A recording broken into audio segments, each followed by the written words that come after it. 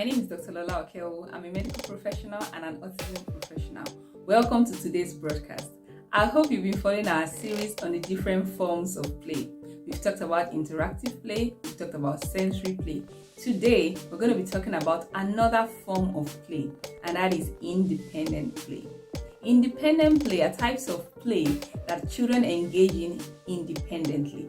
Even though children tend to engage independently with these forms of play, you can still use it as a teachable moment to enhance speech and language development. So we have two types of independent play. We have the open-ended and the closed-ended. The closed-ended form of independent play are types of play that have a clear start and finish. An example is a puzzle.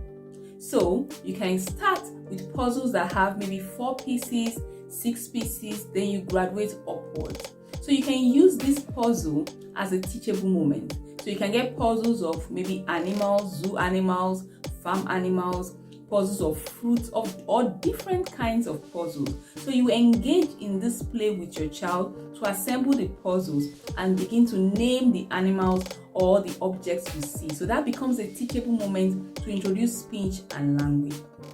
Also, we can have something like shape sorting, where you have different shapes that are put into a container.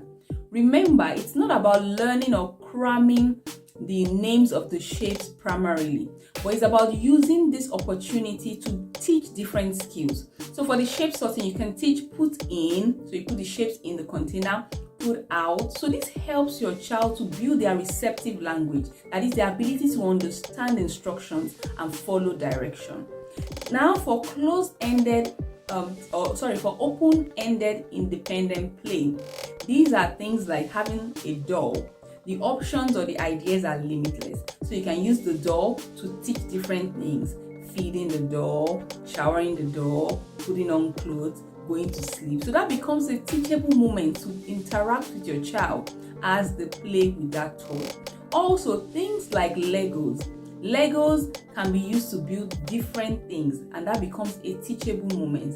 But remember, closed-ended types of toys tend to be easier depending on your child's abilities and language level. So you can start with that, then graduate to open-ended types of toys.